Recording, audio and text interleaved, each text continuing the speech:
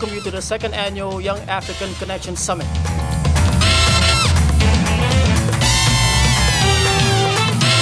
This yearly summit, coupled with President Obama's Mandela Fellowship Program, is so timely.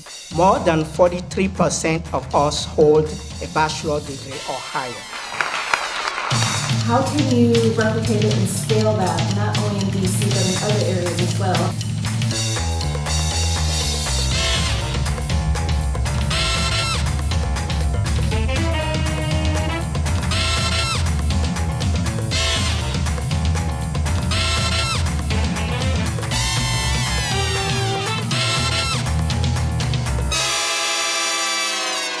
In 2015, when we joined the Bowser administration, we engaged in a series of discussion and brainstorming on what kind of new programs, new initiatives we could implement to better engage the African community. And so among those, we came up with the Young African Connection Summit, which we host every year. This year marked the second year that we hosted the summit. We believe in making connections between the African diaspora and those on the continent, making connections between students and professionals, making connections between the public sector and the private sector. Our keynote speaker was the ambassador of Benin, Omar Aruna. He's somebody was the typical African American, lived in the US for over 20 years, and worked through the ranks to become the ambassador of the Republic of Benin in the United States. Be a risk taker. Be persevering. Be tenacious and always think about giving back. Because, and I quote Nelson Mandela, there is no passion to be found playing small in settling for a life that is less than the one you are capable of living. We also had people like the Washington Mandela Fellows, who are part of President Obama's African leadership program that come to the United States for leadership development, empowerment. And so we partnered with them, and they had so many bright ideas, and they contributed so much to the conversation. We had two panels, one focused on civic engagement leadership, and the second panel focused on innovation. What we're looking for is whether or not you have an idea and an innovation that can dramatically change the way things work. Because it's at that level that we really feel that the world can start to shift. And so for 35 years, that's what we focused on. So we don't draw the distinction between what you're referring to as social entrepreneurship and conscious capitalism. In fact, we embrace the idea that change making happens in all sorts of different ways. All demographics have different needs. And if we understand these needs, then we can be able to actually come up with programs that take into consideration the different demographics. Yes, we are lucky to, people call America the melting pot or whatever, so the great thing is that here, even if we don't have structure around the world, you know that anywhere, whether in Washington DC or New York, you can have people from around the world. Speak to me about the role of young people in today's world relative to maybe 30 years ago, especially as it relates to the impact of technology and globalization. We launched an incubation program that provides all the access to consulting resources that any new business would need, but that they would never be able to afford. For instance, our startups have access to Ernst & Young as resources for their accounting and tax. They have access to a law firm, they have access to a marketing firm, they have access, and this is full-time for the 6 months that they're in the program. I figured if I assume that, let's say the average young person in Africa has the curiosity, has the will that, let's say, I do or my peers do here, then my assumption is that the answers are there. The answers for whatever global challenge in that community exists, are within this population. My name is Freganet. I'm from Ethiopia. I'm one of the Mandela Washington Fellows at Howard. Today's summit was a great opportunity for me to be exposed to the diaspora society in America, to see what they are doing and what they are contributing actually for their home countries.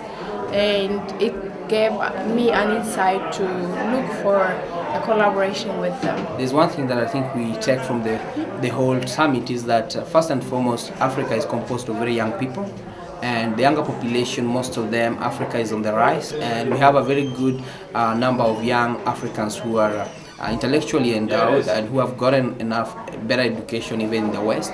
And it's the time now to embrace the opportunities in Africa and to stop being at the periphery, because now we know very well in Africa, we have the Chinese are there, we have everybody's coming to Africa, and whether we like it or not, the continent of the future is Africa. So my pledge to the diaspora community is that we work hand in hand, and we have seen lots of what they are doing, for example, in the DC community and other cities, that we need now to join and combine forces and take Africa to where it should be. The speakers today were fantastic, the panel.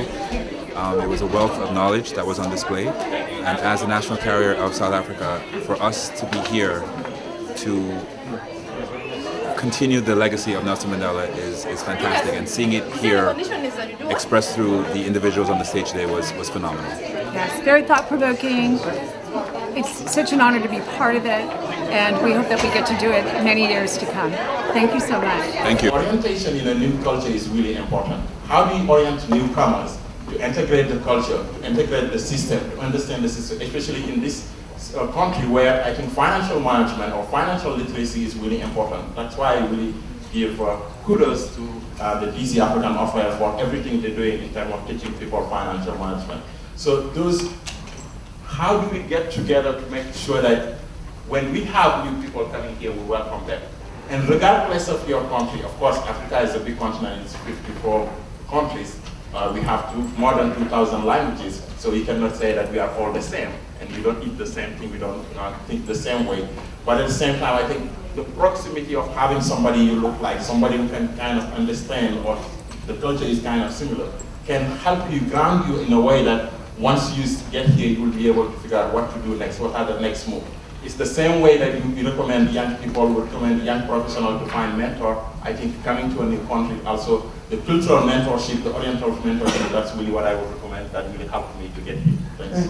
I was very fortunate to be reared in a household where service was the norm. You know, my parents gave up themselves. It just was expected. You know, they didn't do it for any sort of acclaim. You know, there wasn't Facebook or Twitter. You know, there wasn't a humanitarian of the year award connected to the end. There wasn't selfies.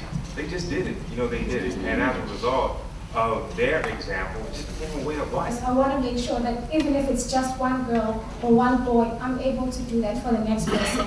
So that's really, so I always say I have a 9 to 5 job and then I have a 6 to 8 job. So it's the 6 to 8 job that's really brought me here, how we can strengthen my leadership skills so that I can start developing other young girls and young boys that are coming behind me. What are some of the public health challenges that you're seeing there? And just given your experience here through the Mandela Washington Fellowship, you know, how have your views changed about strategies to engage the diaspora in, you know, in cultivating leadership and getting them to volunteer and do the same work that you're doing? It's really important to strength is in numbers. For instance, if you look at this pamphlet, it says Young African Connection. Mm-hmm. The operative word here is connection. The strength is in numbers. We can only get much done if we work together. Whether we cultivate the next leaders, the next accountant, we really understand who we're working with. So I was really excited when I heard the director that they're going to start collecting data because, you know, once we better understand who we have, the distribution and the skills, then we can better cultivate what are the skills that we're looking for in the diaspora.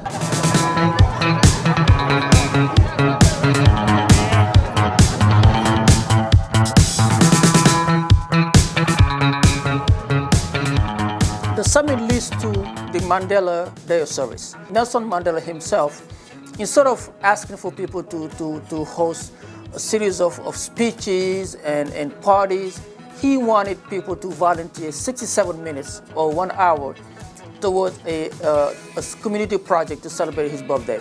And so this is how the Mandela Day came about, which is tagged to the summit. This year we had about 150 volunteers, and we identified a community service project on the Cassia River. And we joined hands with the African community, non-Africans, district government agencies, and we had a pretty good celebration. The Africa we want to see is in Nelson Mandela. And so when you look at the summit that we hosted, when we talk about civic engagement, all of that is influenced by Nelson Mandela's legacy of being involved in the community, building a better community, building a better state, a better country, and a better continent. We want to make sure that every single idea, every single resource, every single information, and any single achievement by the Mayor Bowser gets to the African community. And so vice versa, we also want to make sure that the concerns of the African community, the challenges that we face, the information that we have to share to contribute also gets to the mayor and to the administration. I really want to start by just congratulating the Office of African Affairs. This is an absolutely wonderful event. It's great to see so many people out working to make sure that our city is clean. The Mayor of the District of Columbia does hereby proclaim July 18, 2016 in Washington, D.C. Nelson Mandela Day of Service. Let's give the Mayor a big hand. Thank you. How does it feel to come clean for Mandela Day in DC when I'm from South Africa? Right? So I've probably only participated in Mandela Day once in my country since 2008 when it started. So yeah, it's surreal being in a different country in DC cleaning up for Mandela Day on the 16th of July.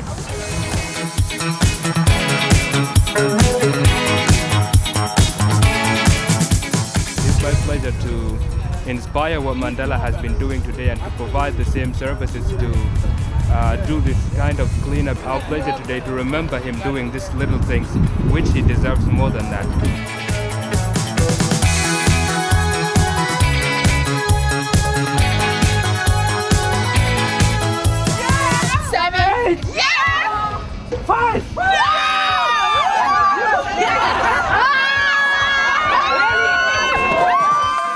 The first thing is just wanted to thank everybody for coming to the summit and also coming to the Mandela Day service. We've cleaned up roughly 1,800 pounds of trash from the Anacostia, and so that's our contribution to the city, one of our contributions to the city. So I mean, I wanted to thank all the African community, all the non-Africans, all of our partners for being part of our great events on July 15 and 16. And I also want to encourage them to keep being involved in the community.